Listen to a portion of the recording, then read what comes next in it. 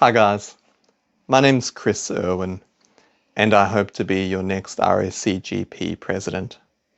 I wanted to talk to you today about these recent changes to ECG billing and how I feel this typifies what's wrong currently with the RACGP and what's wrong with Medicare as well.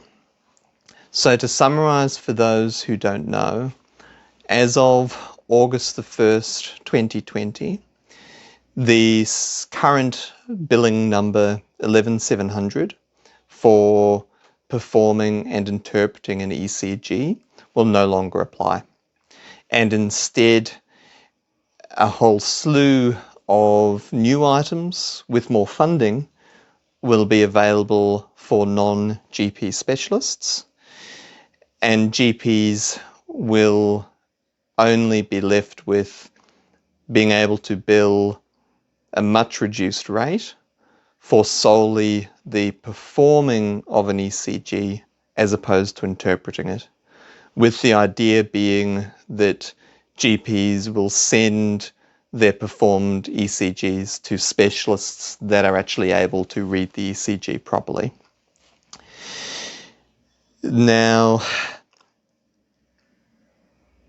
to me, this exposes the fundamental flaw that the RACGP has with its relationship with government.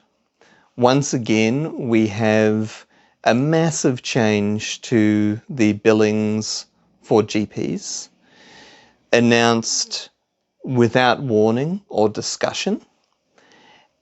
And once again, the RACGP presumably have been blindsided despite proverbially being in the tent.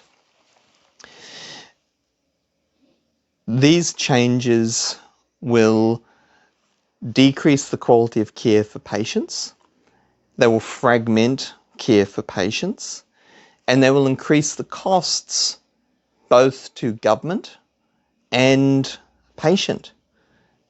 Because all that will happen is that patients will have to be sent to emergency departments or non-GP specialists for simple problems that we could be dealing with. We already know that when a patient goes to an emergency department, the true cost to the taxpayer is around $300 to $400 for a simple problem. And we compare that with the cost of a GP visit to the taxpayer being somewhere between the mid-30s to the high 70s for the vast majority of GP consultations. So we know that these changes will increase costs and fragment care. Why is it being done? This is solely another reason that we have to understand when we are dealing with a government that is not interested in dealing with common sense, rational solutions. And this is why the RACGP approach of writing well thought out essays to politicians simply isn't working. We need to be organized in our response to these changes, and part of that is having an RACGP which actually has some teeth and is willing to stand up and fight for its members. And that's something that I feel passionate about, and something that if I was president, I would make sure happened. The second and smaller point with this ECG change once again speaks to the core sickness of how Medicare and government interpret GPs. Despite us having a specialist fellowship, according to APRA, we are clearly considered non-specialists or medical practitioners in the eyes of Medicare.